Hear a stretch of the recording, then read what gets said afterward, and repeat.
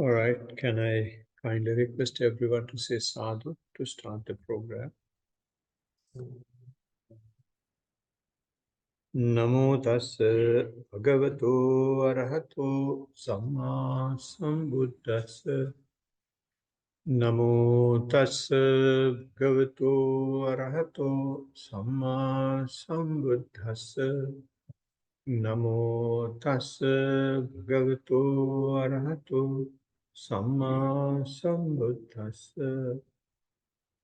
Katang bhavitacha kundaliya chattaro satipattana katang bahuli kata saptabojjange paripurenti.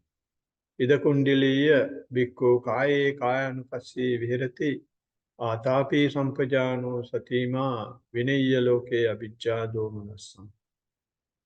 Vedanasu vedananupassi vihirati atapi sampajano satima vinayya loke abhijja domanasam. Chittesu chittanupassī vihirati atapi sampajano satīma vinayya loke abhijja doman. Tammesu dhammanupassī vihirati atapi sampajano satīma vinayya loke abhijja domanas. Evang bhavitako kundaliya chattaro satipattana evang bahuli kata sattabajjange paripurenti. Sadhu, sadhu, sadhu. Dear friends in the Dhamma, today is 8th of April in 2025. We are gathered here for another weekly mindful session that we hold on Tuesdays. And the particular discourse we are considering is the Kundaliya discourse, which is in connected discourses, where Blessed One meets a wanderer called Kundaliya, and he's asking set of questions. And the questions he's asking are why you are living this holy life. Then Blessed One says it is for the benefit and fruit of true knowledge and liberation. So Kundaliya gets immediately connected with that answer. And then he's asking, what have I got to do to get there? And he says 7 factors of enlightenment. Then he asks, what for that? Then he says 4 foundations of mindfulness. Then he's asking, what should I do for that? Then he says 3 kinds of good conduct. And then again he's asking, how do I get there? Then he says, restrain your sense faculties. So after that answer, the Blessed One is telling him how to do it. And he says how to restrain the sense faculties, how to achieve 3 kinds of good conduct, and then how you reach 4 foundations of mindfulness. In all those things, what happens is whatever you do will have to continuously practice, and it should be perpetuated with the backing of mindfulness. Then you will get to the next stage. So in the last few weeks, we have been discussing 4 foundations of mindfulness. We discussed in detail how you become mindful of the body, how you become mindful of the feelings, and how you become mindful of the mind. And there are different facets or shades and shapes of mind, which are either defiled states and undefiled states, wholesome states. And whatever it is, you have the duality in the mind. The advice of the Buddha is simply to observe that duality of the mind. So with that, all what you do is keep observing. As a result, everything becomes, so what? Everything becomes, what's a big deal? Which means things are not changing. Things are as it is. But only thing you do is you let things happen, you keep observing. So therefore, you will see that hindrances are there. So when the hindrances are there, you simply become aware that they are present. And when they are absent, you become aware they are absent. And when unreasoned sensual desire or hindrances arise, you become aware of that as well. When that gets abandoned, and you see how it gets abandoned, and then also you see how the non-arising will happen when you keep on observing like that. So the next thing is also you see at one point you will be with the breath, at other point you will be with sounds, and another time you will be with feelings, and again thoughts, and again some processes going on. So all sorts of unexpected cyclical physical and mental phenomena are appearing. So when they appear, you simply observe that. So therefore it becomes such is form, such is feeling, such is perception, etc., etc. And then you see the arising of it and you see the disappearance of it. So again, what's the big deal? Everything appears and disappears. You simply observe. And last time we discussed about the sense faculties or sense bases rather, how these 6 internal sense bases gets in touch with the external sense bases, and how the fetter arises and how unarisen fetter come to arise, and then how it drags into uh, contact, feeling, craving, and clinging. And then when you keep on observing how the clinging part gradually reduces, and then how the abandonment happens, and then your contact will be there, feeling will be there, craving will be there, but there will have a dilution of the clinging, and as a result, non-arising of the abundant fetter will take place. And at that stage, although you have the contact, although you have the sense basis, although you have feelings, no clinging. And although you have craving, they will have craving as well, but the clinging is diluted. Clinging is gradually eradicated. So when that happens, it is non-arising of the abundant fetter. So when this is happening, we discussed last time, this gives you an evolution of the spiritual faculties. And the spiritual faculties, especially the awareness spiritual faculty, evolves into the 4 foundations of mindfulness. That is exactly what the Blessed One is saying. Once you restrain your sense faculties, you will get into the good conduct. And when you get into the good conduct, you will be very vigilant about your physical and mental deeds. As a result, you will be always at guard of your bodily actions, feelings, mental actions, and then everything will be phenomena. So that leads to your awareness evolves into 4 foundations in that manner. And then mindfulness faculty will develop, and that mindfulness faculty will take care of not only the sensual side, it will take care of the spiritual side as well. And therefore, when there is any fluctuation in the spiritual side, he will balance that as well. So when he balances that, mindfulness gets the power, as if Donald Trump got power or Anura Kumara got power. Everyone starts liking him because he is doing the job that is expected, that other people could not do. So therefore, that power becomes so steady, and if he's doing it in the right way. So it's exactly the same thing that is happening here. Mindfulness becomes an enlightenment factor. So that is the start, that is the beginning of the talk. And this is exactly what is mentioned in the particular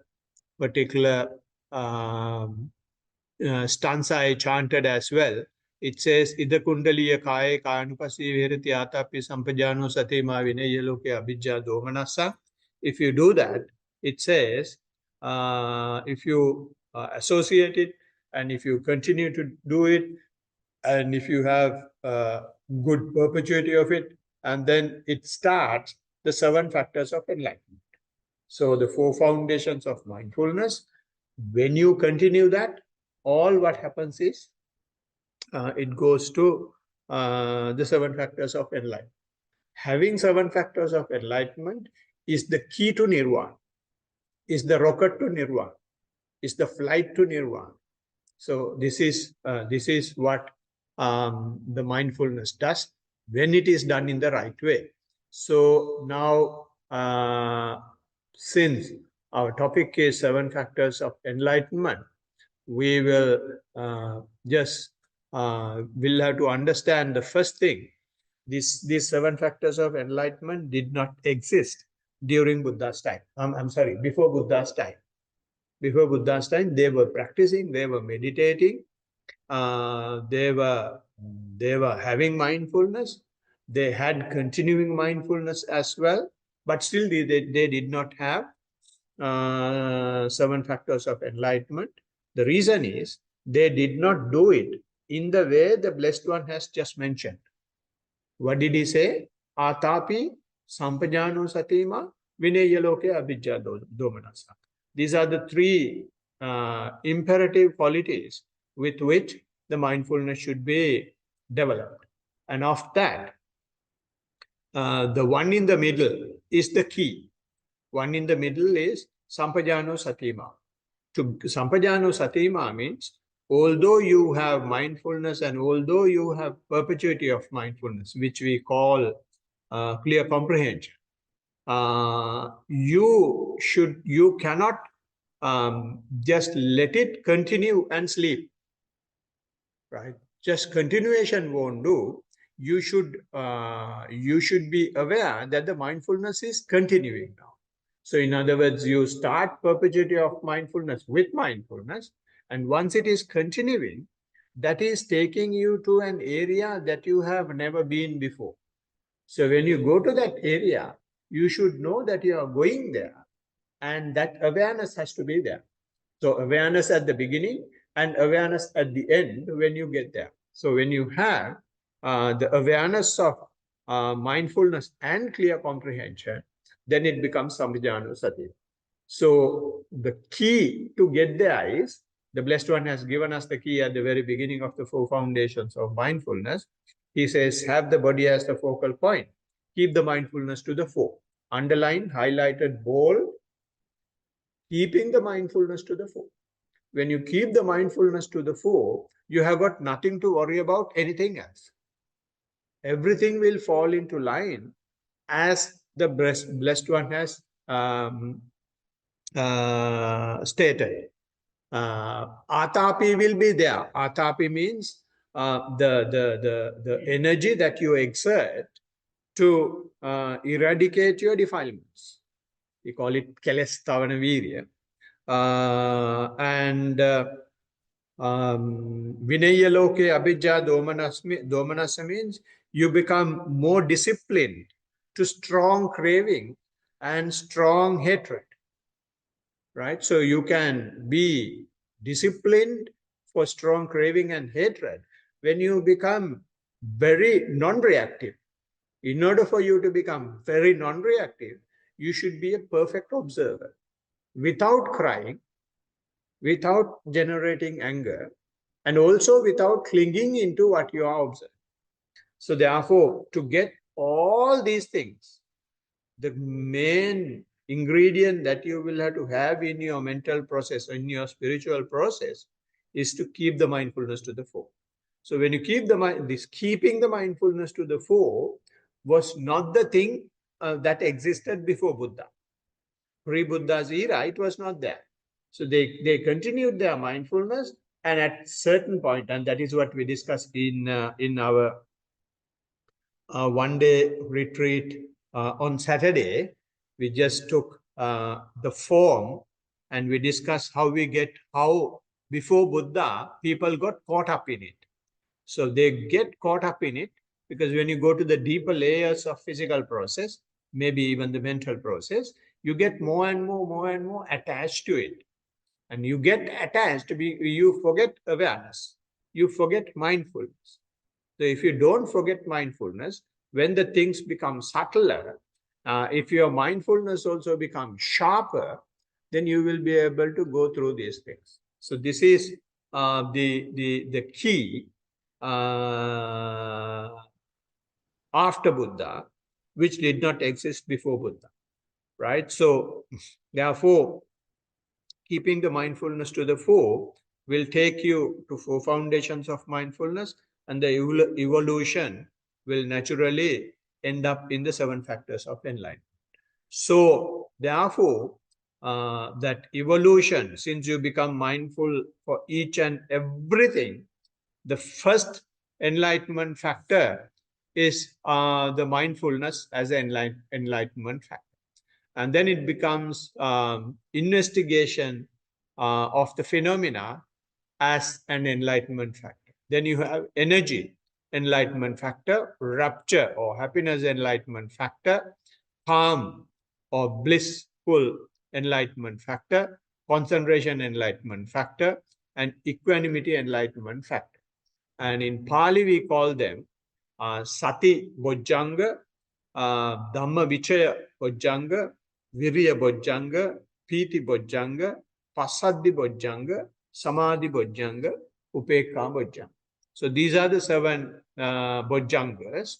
So we will see how and what the Blessed One says, what mindfulness Bojjanga, in other words, mindfulness as a factor of enlightenment is. The Buddha says this in Anapanasati Sutta. Buddha says, how are the 4 frames of reference or the 4 frames of mindfulness developed and pursued so as to bring the 7 factors of enlightenment? It says, on whatever occasion, the monk remains focused on the body, in or itself, ardent, which is atapi, alert and mindful, which means sampajano satima, putting aside greed and distress with reference to the world, that is vinaya lokya abhijja domanasa. On that occasion, his mindfulness is steady and without lapse. In other words, put it in simple terms, if you become mindful of your body very well, without moving here and there, then it says, if there is no lapse and if it is steady, then he says mindfulness factor starts. Awakening, mindfulness as a factor of enlightenment becomes aroused when that is done. So here he is giving only the body, but it is not only the body, it can be feelings, it can be mind, it can be phenomena as well. Or it can be a combination of all these things. The mind will be moving to any of those things. And of course, when it is going to phenomena, naturally it will move to everything. Because it goes to rupa, it goes to feelings, it goes to mind. So consciousness and perceptions and all that. So therefore it moves to everything. So therefore, whether it is one thing or whether it's a combination of things, if your mindfulness is steady and without lapse, we call it sati hoti asammutta. It's not blunt mindfulness. Mutta means blunt. Asammutta means sharp. It's not blunt. It's very sharp and keeps cutting each and every tiniest time point in the timeline, and any tiniest point in the space line, it keeps cutting this time and space, time and space, time and space. So it goes deeper. So once it goes deeper, it becomes sati hoti asammutta. In other words, mindfulness steady and no lapse. And then the awakening factor is arisen. And then he says, he develops it, and for him, it goes to the culmination of its development. When it goes to the culmination of development, that mindfulness enlightenment factor is completed. So when you keep on practicing 4 foundations of mindfulness, naturally the factor of mindfulness arises. When the factor of mindfulness arises, and it comes to the culmination of it. So when it comes to the culmination, it is very important to understand the asammutta thing, how it comes to culmination. Asammutta means, as I said, it is not blunt, it is very sharp.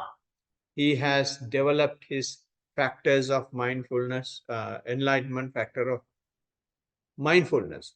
So you may think that his mindfulness is so sharp, his attention will be always with the object. It is not so. Mindfulness is not always, with the object. Attention is not always with the object, either the body or the feelings or the whatever. But instead, mindfulness is so sharp. Again, I make reference to the four foundations of mindfulness. In four foundations of mindfulness, under phenomena section, there is a section called seven factors of enlightenment. And in that seven factors of enlightenment, one who has this steady mindfulness will see the mindfulness itself is changing. That is how it becomes so sharp. That is how it becomes asammutta. Right? So by being mindful, as I just said a little while ago, you thin slice the time. When you thin slice the time and space, all what you see is only the change. So he has seen the change of the hindrances. He has seen the change of the aggregates. He has seen the change. He has seen the change in sense faculties. Now he is seeing the change in the very thing he develops as mindfulness. So therefore, the Blessed One says, this asammutta mindfulness, when the enlightenment factor of mindfulness is present, he knows it is present in me.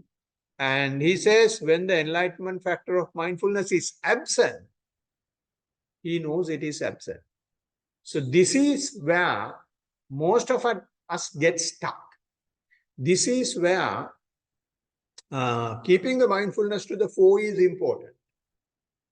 If you don't keep the mindfulness to the four, if you don't see the presence is anyway, people will be aware. But being aware of the absence is the key for you to see the impermanence. You lose it and you become aware of it. So although the very same thing that you have developed, giving up everything that you had, Blessed One has take in the case of the Blessed One or the princess those days. They gave up everything and came to Buddha.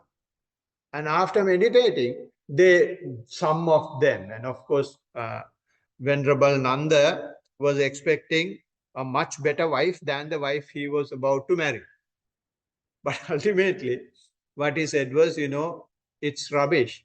And I don't want you to keep the promise that you gave me, because that is how that's how the Blessed One took the Prince Nanda. I'll get you a better wife, and showed him the angels in the divine realm. So he was, looking for a beautiful wife. But after giving Dhamma, he said, no, it is nothing. There is nothing for you to keep your promise. So the point I am trying to make is, he is giving that ability for us to accept that everything is getting lost. The very skill that you develop is also getting lost. So then when you see that, only the sharpness becomes established. And now the things are getting lost. No, neither the physical nor the mental things that you can cling on to will be there, but your awareness will continue. So when the awareness continues in this manner, he says, when it is absent, he will be aware, and doesn't stop there. He says, no arising of the non-arisen enlightenment factor. And it is not gone forever. Once again, it comes up. Once again, it comes up. And then he says, comes to be, and how the perfection of the development of a risen enlightenment factor of mindfulness comes to be. So in that manner, what what uh, what gets perfected is not the object. What gets perfected is your skill of mind.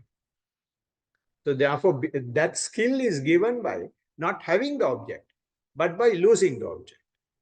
So when the object is there, lust again arises, there, lust again arises. That cyclical change is giving you an ability either to cry or to try and grab hold it or just let things happen. So you will let things happen because you keep the mindfulness to the fore. So, and keeping the mindfulness to the fore becomes your norm, and as a result, you perfect the development of the enlightenment factor of mindfulness. So that is the culmination, and that is what that is how the blessed one says in Anapanasati Sutta, you keep your attention to the body, keep your attention to the feeling, keep your attention to the mind, keep your attention to the phenomena, doesn't matter.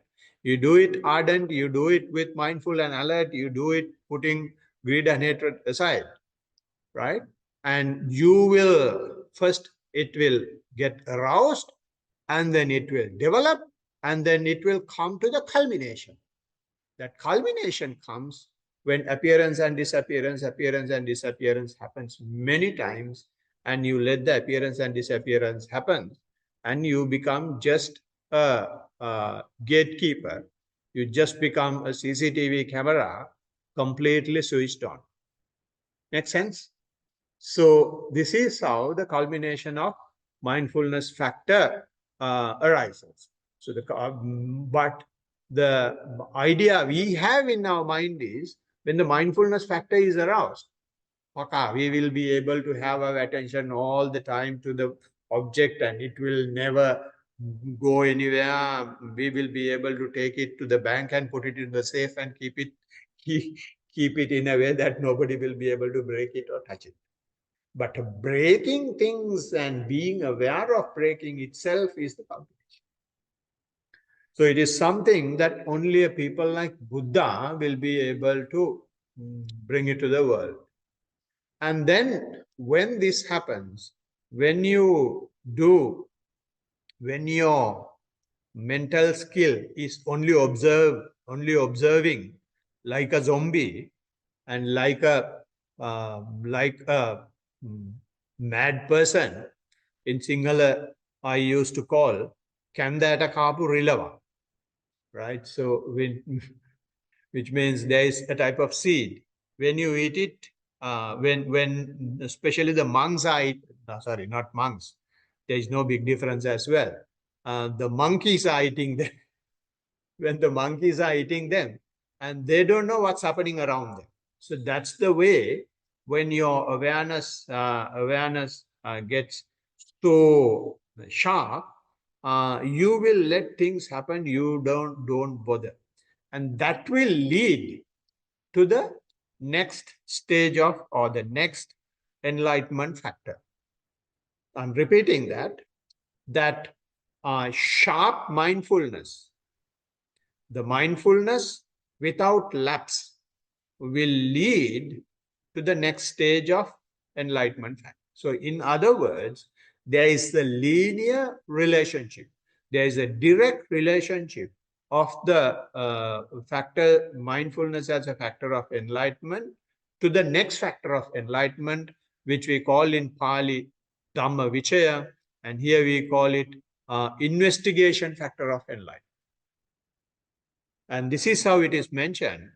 It says, remaining mindfulness thus, which means having the asangutta satya, having the mindfulness without lapse, right? He examines, analyzes, and comes to a comprehension that the quality with discernment is happening. So these words are not doing any justice to what it says. In Pali, we call it Dhammang Panyaya. Pavichinati, pavichayati, parivimangsang apajyati. So they are trying to use this word discernment for Dhammang Panyaya. Dhammang Panyaya means when you have such a sharp awareness, you don't create any mental intentional activities. When the intentional activities are lost or are not happening, everything becomes a phenomenon. Right? So when everything becomes a phenomena, whatever you see is a knowledge that you gather, is a knowledge that you have gained. Right? So that Dhammam Panyaya, that natural phenomena which will be unfolding, will start coming up. When it starts coming up, people might get shocked. When you keep observing, and this is a very, very important area, when you keep observing, if I'm taking very simple examples, you may you may see that your breath is getting subtler and it becomes very subtle, and you don't feel your breath and you don't feel your body, and all of a sudden you may feel that you're getting squeezed. All of a sudden you may feel that you're getting goosebumps. All of a sudden you may feel that you are sweating. All of a sudden you may feel that you are shaking. All of a sudden you may feel that ants are crawling on your face, on your head, and some nonsense are happening which you have never expected by coming to mindfulness. So I mean, these are not the only things that will happen. Many things will happen. Everything that is available in the universe will happen in our body and even in our mental system. So those things will gradually start coming out because your intentional involvement is getting reduced. So when these things come up, Dhammam Panyaya, it says Pavichinati, because you have the sharp mindfulness, you let it come. The English word used here is examines. Initially gets frightened and get up and go, open your eyes and see. And then after talking to the teacher says, don't be a fool. This is a normal thing. Just let it happen. It may be sometimes scary. It may be frightening. You may have doubts about it. Doesn't matter. It's just another juncture. Just try to see as you have been observing all this time. Try to observe this as well. So you may let it happen, and you will get close to it and try to examine it, right? And then pavichinati, and then say pavichayati. And not only you examines, but here the English terms that are used are more active, but the things that are happening are less active and they are more passive. The English terms used are examines, analyzes, and comes to a comprehension. Right? So you don't do anything as such and come to a conclusion as such. You let things happen. It's a bit of a funny thing that is happening. So you let it happen. You get close to it. Getting close to it means you use that sharp mindfulness. You become more acquainted with it. And then pavichinati.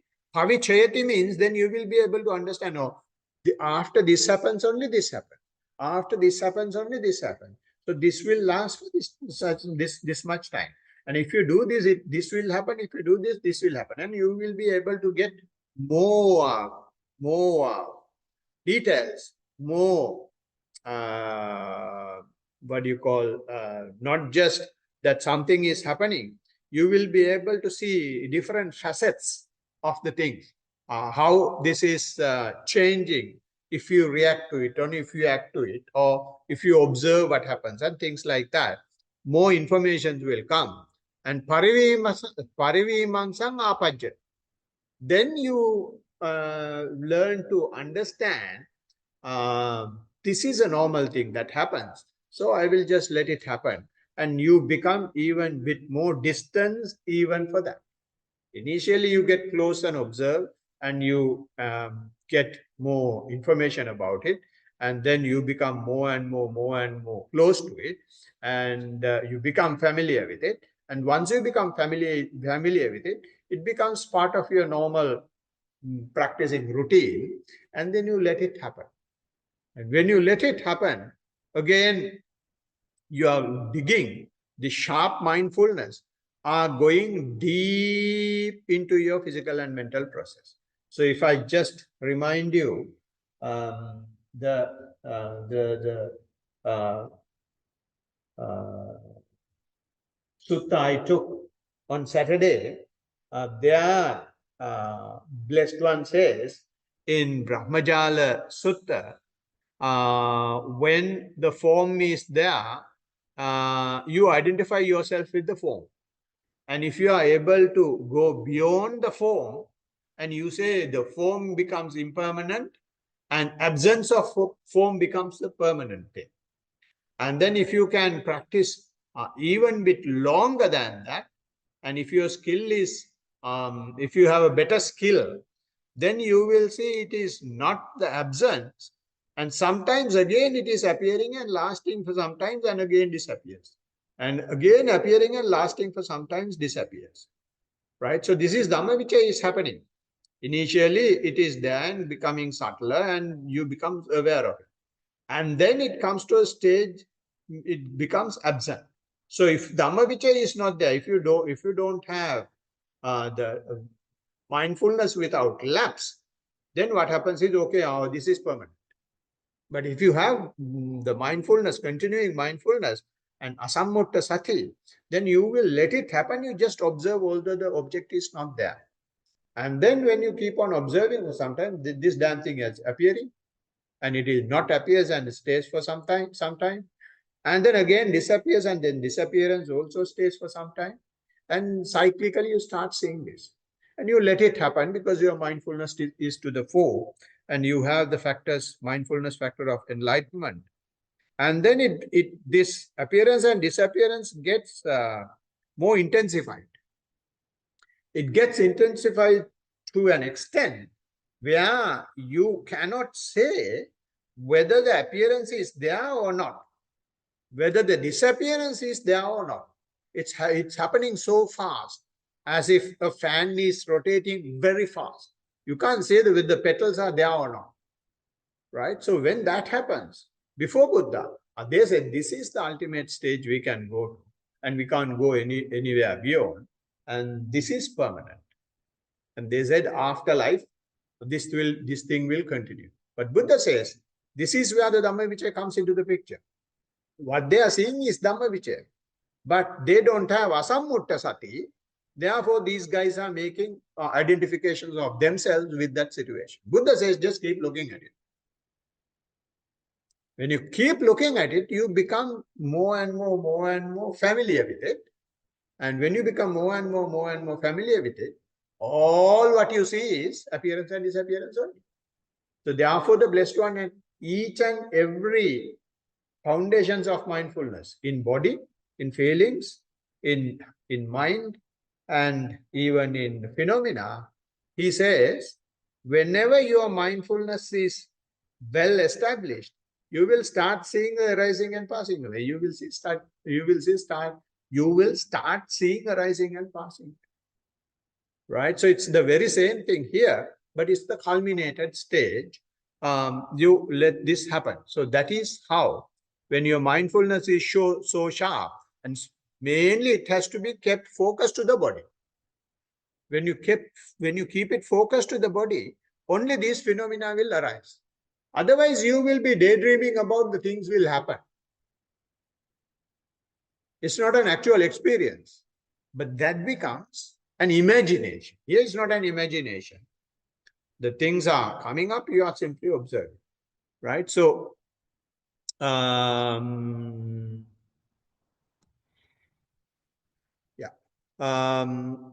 So in that manner, because of the mindfulness factor of enlightenment, we get to the mindfulness factor of investigation, and which we call Dhamma Vichaya. And when you are able to do this, the Blessed One says, when this is continuing, it says the investigation factor of enlightenment factor for awakening becomes aroused, he develops it. He let it happen, continue it. And then culmination of its development, he goes to the culmination of that development. So whatever happens, you don't open your eyes. You just, with a smile, you just keep observing. So this is why, the Buddha is having a very slight smile, because when he is closed, when he is keeping his eyes closed, he can see the damn things happening inside. This is how the hemispheres of the brain is working. He sees how the magnetic forces are working. He sees how the mental volitions are coming and trying to give us, take us for a ride. He sees all that. Just have a smile and keep looking at it. So when that happens, when he's allowing that, the next one, derived from Dhammavichaya, is one who examines in this manner with the quality of discernment. Persistence is aroused. Unflaggingly, persistence is aroused. For you to do this, you should have some energy. We call it Viriya Sambojjam. Right? The Pali term used is Viryam Asallina. Viryam Asallina means it's not half-hearted energy. It's not okay if you come, I will see. It's Viryam Asallina, no unwavering energy. Let anything happen, I'm observing. And the blessed one is, Lokohamdru is giving a very good example. And it comes to a stage during King Dutugamunu, there has been a fight with Elara. King Dutugamunu's Tusker has gone, trained Tusker. He has gone, and his job was to break the wall of the fort. And first time he went, and then these guys from the top poured the boiling aluminium onto his back. So the elephant could not go. It retrieved and went back. And he was treated. And in the second time, he knew that the aluminium will be poured onto him. But he never gave up, and he went breaking everything. Right? So like that, when we see this Dhammavichaya is happening, maybe you are going to get burst into things. Maybe your bones and bone marrows are getting crushed and minced. But you should be able to simply keep observing. And if you have that energy, that's a different sort of energy. And it's unwavering energy, untiring energy, unflagging energy. And that energy is called energy enlightenment factor.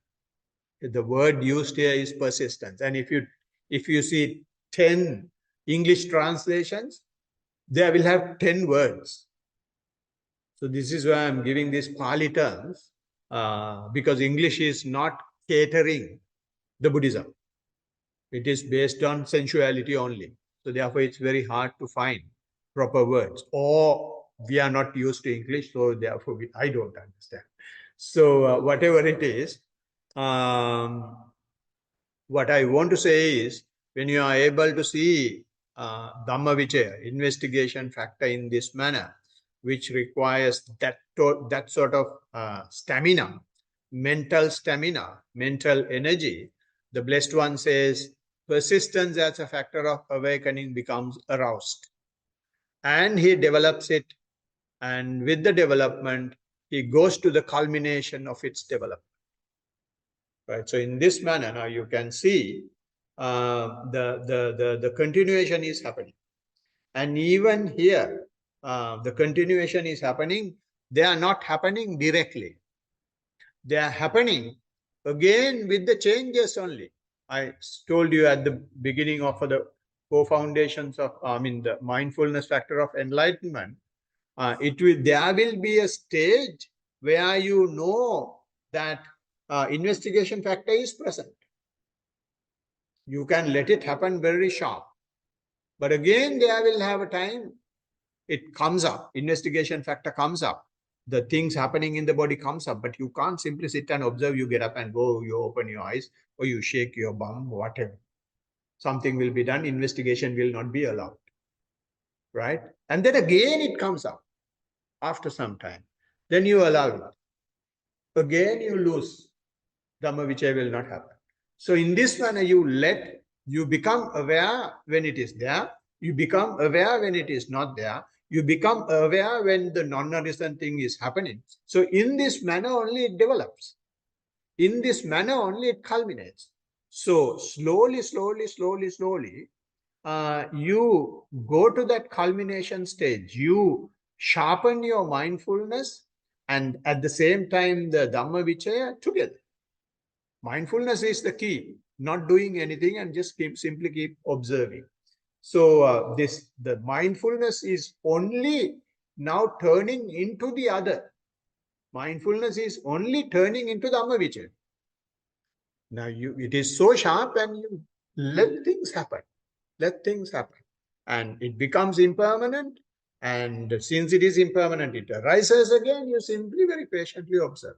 So it is not only happening for Dhamma Vichaya, even for Virya. The same thing that happens to the tusker will happen to us as well. We just keep our teeth bitten and then somehow or other, when we are sweating from our armpits, we somehow or other try to observe it. But you may lose.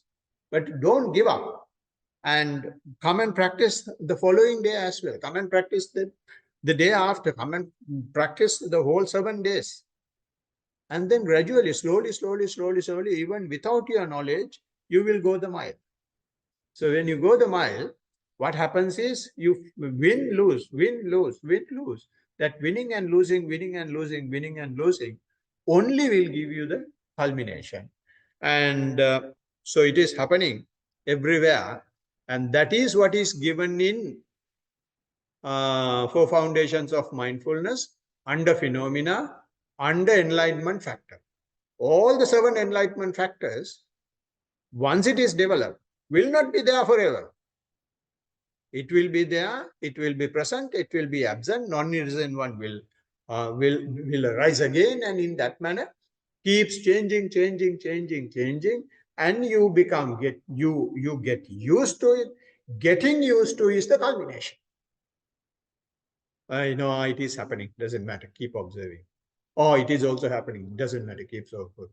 Do I say anything different in my in my comments to reports? At the end says keep doing. Before that, something else will be told just to keep you guys happy. But at the end, the final answer is just keep doing as you're doing. Right? So that is what is happening when the enlightenment factors are being developed and culminated. But it takes it moves into a different mental quality. Through the mindfulness, a different mental quality is developed, which is digging into the body. And if you can dig into the body, it's another mental factor, which is the mental energy that you require to see that. So, hope you are developing those factors already, and may all those factors align, and may you all be able to reach what these 7 enlightenment factors would give in the very near future. Teruvan Saranai, blessings of the Triple Gem. So I discussed only 3 today. Since time is up, I will stop here and I will take the other 4 in the next session. So with that, we will be able to go to the reports we have. All right. First one is, I see sometimes, so there's 3 questions. First one is, I see sometimes the mind respond to a thought or thoughts by another thought. Is it because the mind is afraid of unknown and uncertainty, and therefore it becomes a habit? When did I send that? Thursday. Thursday. This is Chato, isn't it? Where is Chato? Chato. When is Thursday? Yes. Okay. Okay. Should I read it again? And that's fine. First one I see is sometimes the mind respond to a thought or thoughts by another thought. Is it because the mind afraid of unknown and uncertainty, and therefore it becomes a habit? Yes and no. When you observe these things, if you see that there is a fear of uncertainty, then the answer is yes. Even otherwise, when you have a mind, what else can the mind do? It will just receive some mind object, and based on that mind object, it will have some sort of mental naming, and with that, it conceptualization will start. So what the blessed one says, it will have vitakka and papancha sanya sanka samudaya charanti, which means they will have some naming, some identification. With that identification, you will just think something about it. And then they will have another thought over it. And then they will have another thought over it. And end of the day, you will write a book and publish. So whether you are afraid or not, a habit of the mind is, keep thinking over a thought that is already there. So if you can see this now, in your case, you are seeing this, and you also see that there is some sort of fear of uncertainty as well. So seeing this process is what is presented by the mindfulness. These things are happening for each and every living being, but the others are not aware that something is happening, and they just keep quarreling with in the family, with the neighbors, with the villages, with countries. So all the foundation of all those things is this continuing thoughts pattern that they don't see. So in our case, now we have the skill to see them. So it's happening to you. So good. So only thing I would say is when the fear appears, if it is appearing, you just become aware of the fear as well. And don't get involved in these thoughts. And if the thoughts want to think, let them think, and you just mind your own business. Then it will not have any identity from you. So then their strength will be lost. So question number 2. Second thing is, it seems that an action without thought doesn't waste energy in comparison to an action with thought behind it, wasting certain energy. Is there a reality in it, or am I just making stuff up? Yeah, no, it's good that you are putting it that way, saying that you are making things up. It is very difficult for you to have an action without a thought. Any action will have the basis of thinking, but when you are mindful, when you are mindful, the thought will not have the strength, and the action also will not have the strength. So since strength in the sense their defilements will not be there. So the sense of defilements are not there because you are mindful, and you will not be feeling tired. You will not feel the waste of energy. You will not feel the friction. But if you don't know that thought is there, if you don't know that the action has been created by the thought, then you feel the friction. And also there is another stage to this. And each and everything, there is situation, or there is what do you call it? There is a stage, there is a level. Things happen without our involvement. Things happen on their own. So we call it sasankarika asankar. There will have a stage where the things are happening with mental volition, and also there is a stage things are happening without mental volition. Let me give you an example. When you observe your breath, And initially, it happens with mental volition, because immediately after work and after doing something, you come and sit. So therefore, the body is tired. Since you have been doing things, the heart and the lungs are very active and pumping air and taking air and pumping air.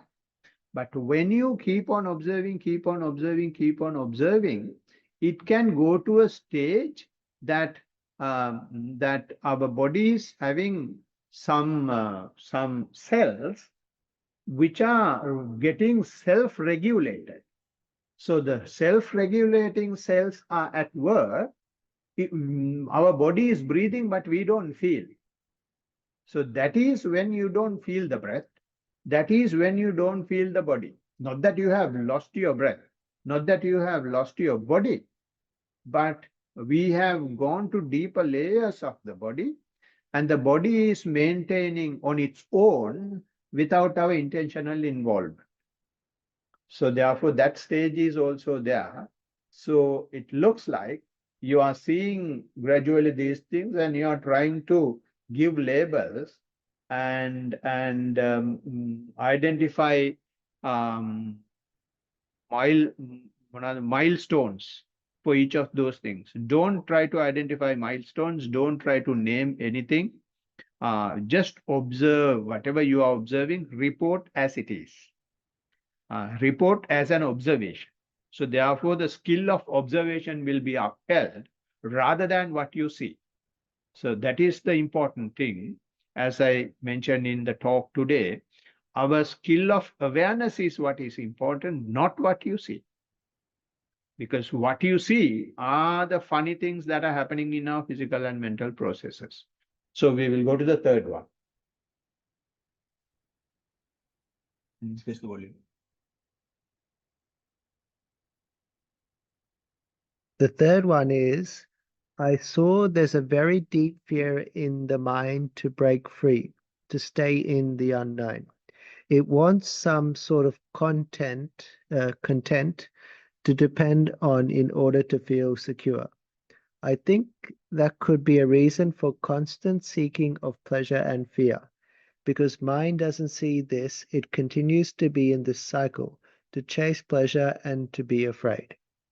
No, you are spot on. Uh, everyone is afraid of breaking free. Everyone is afraid of liberation.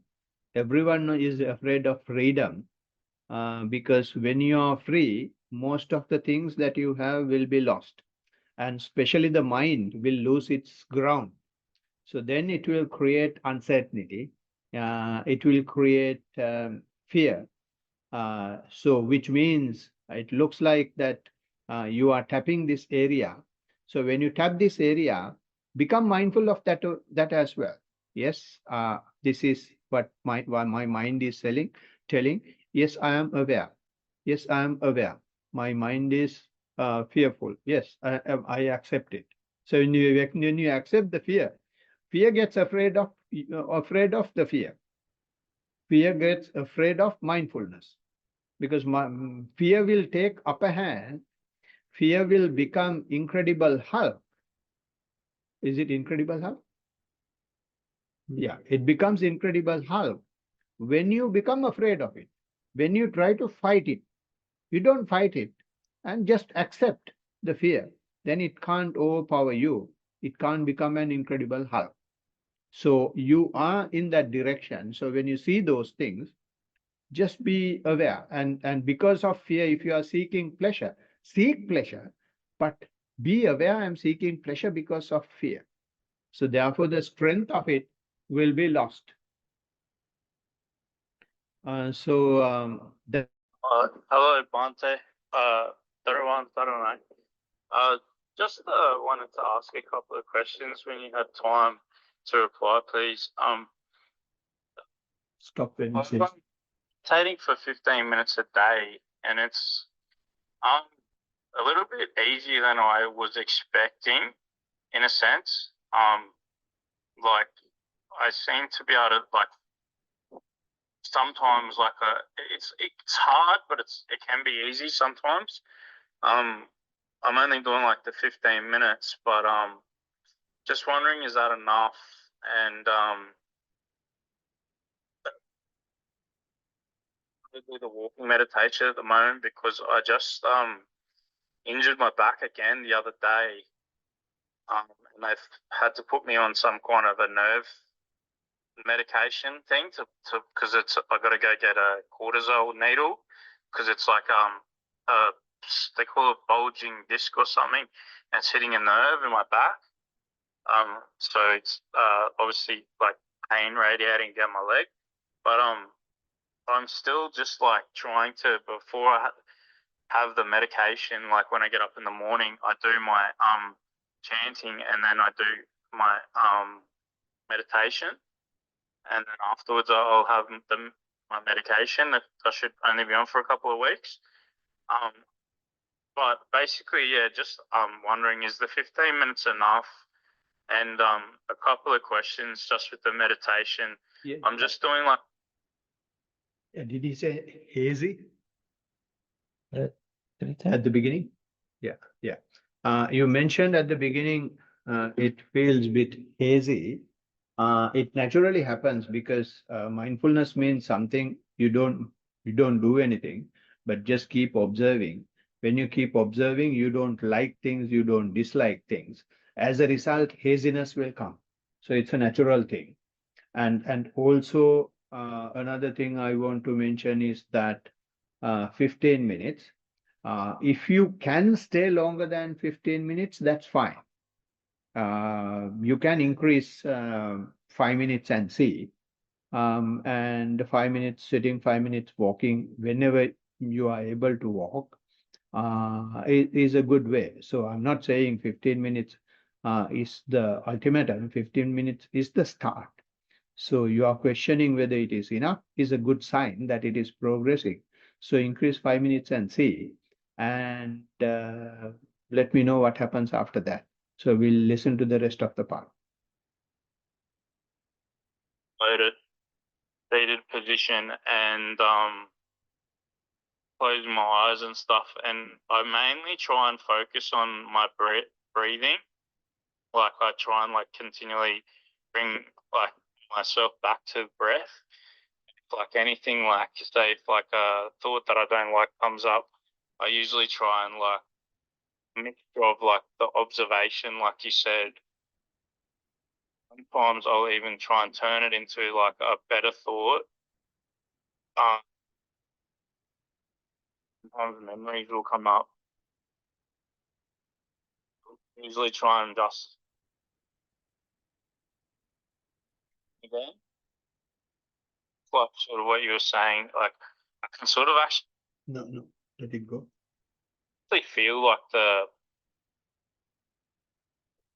into the roof of my mouth just over the teeth, and I can sort of feel like the I don't know the energy or something like, or what do you want to call it, like sensation, moving moving. But it's not that abnormal for me because like I feel the same when I do the Tai Chi, so it's not really like that different.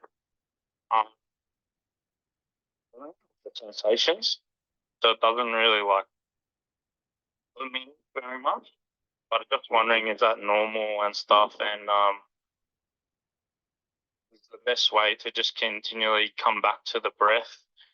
Like I'll focus on the breath between like sometimes I'll go through the nostrils, like I'll focus on that, the in breath and the out, and then other times I'll sort of like focus on like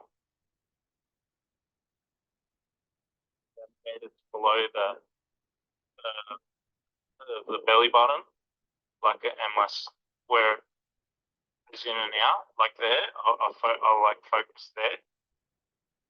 I sort of switch between the two, like yeah. So just wondering, a bit of advice on that stuff and that. Everyone, Saturday, Metta, thank you. All right, so that's good. There are a few things. When you are observing the breath, if you if you are able to, when you are able to observe the breath, you should give some information of your observation, how you observe in breath, how you observe out breath. And when you keep on observing what happens to in breath, what happens to out breath is very important. That's number one. Number two, it is better you pick one point and keep your attention at one point, either the belly button or the nostril, whatever, just one place.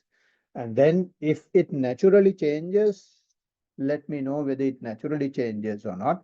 Otherwise, whenever you feel, just don't change it, right? So, but if you start at one point, continue that point continuously and see whether there is any natural force to change it. If there is a natural force, it's okay, but you should mention that it is happening in that manner.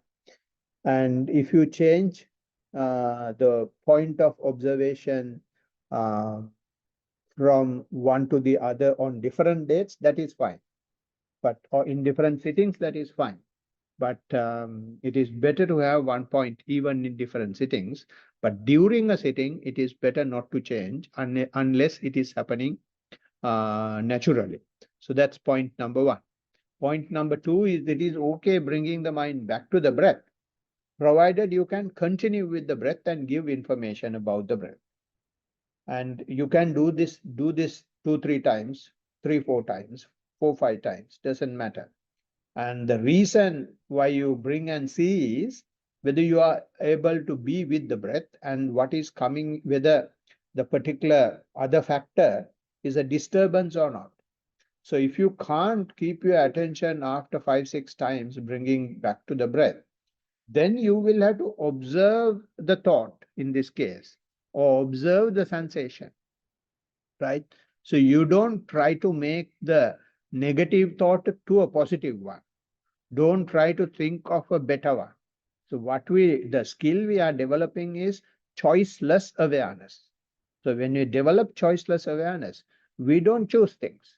No matter what comes up, we observe. And coming negativities up is a way you purify yourself. So when the negative thoughts are coming, and if you observe them, you don't get hooked onto them. But if you try to make them good thoughts, which means you are hooked onto them and they have overpowered you. So therefore, don't get involved with them. Whether it's good or bad, you simply have a laugh and keep on observing. And this is how our mind works. And the same thing even for sensation. Don't put your tongue or anything as such. Whatever you feel, let it happen. Because when the mind comes to the body, you feel different sorts of sensations. So you will have to simply observe that. Then only you can go to the deeper layers.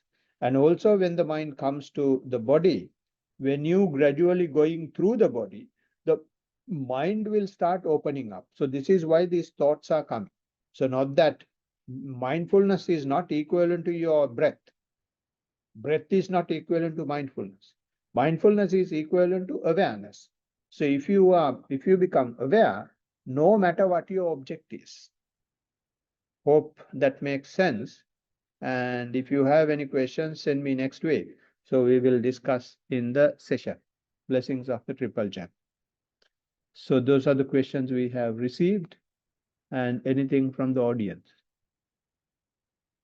Audience is fine? 9:23. You have anything? Kind of fears. Bhante, when the mindfulness is going very sharp, I call it when it's sharp. So thoughts are flowing in one stream. Walking or breathing is happening in one stream. Yeah. And this watching thing is there. We're just aware of the whole thing. Yeah. So at this stage, when this is the scenario, I wonder where the desire is. Can't find the desire, where it's hiding. That's one thing. And it reminds me of the simile from the Blessed One of that cart, when the wheels and the rods and the linkages are taken apart, there's no cart. policies. Yeah. So, but it won't last.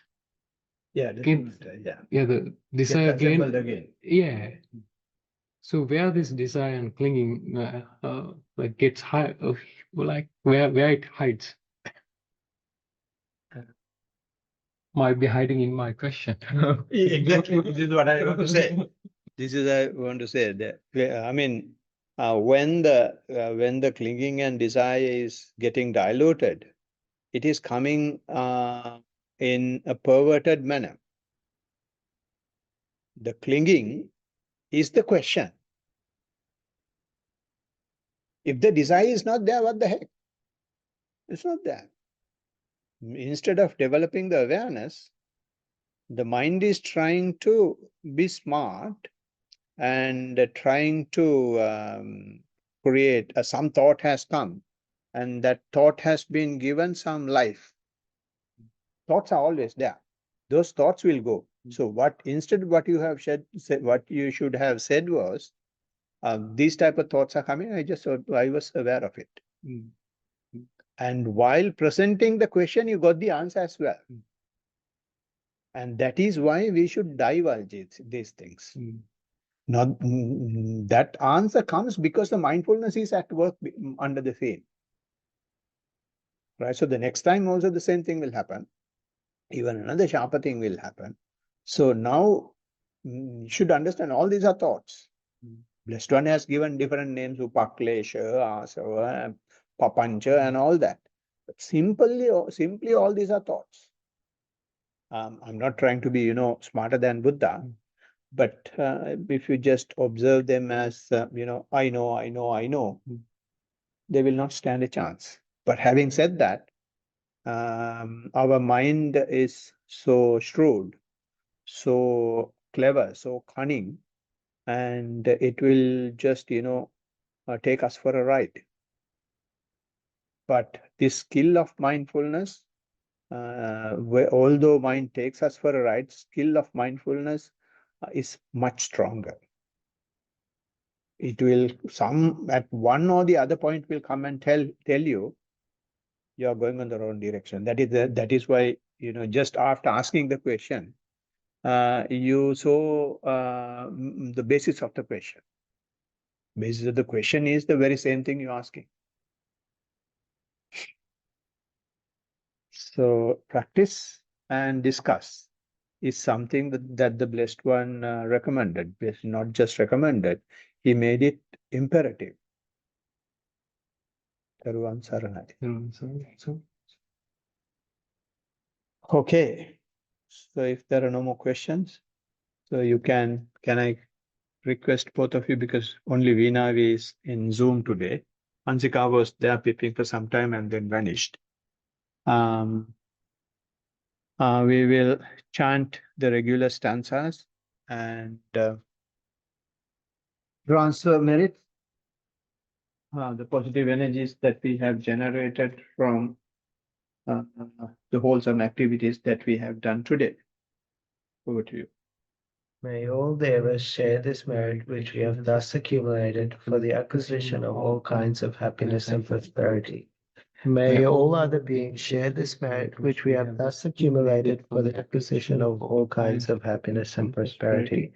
May all the beings share this merit which we have thus accumulated for the acquisition of all kinds of happiness and prosperity. May all beings inhabiting space and earth, devas and nagas of mighty power, having shared this merit, long protect the dispensation. May all beings inhabiting space and earth, devas and nagas of mighty power, having shared this merit, long protect the teaching. May all beings inhabiting space and earth, devas and nagas of mighty power, having shared this merit, long protect me and others.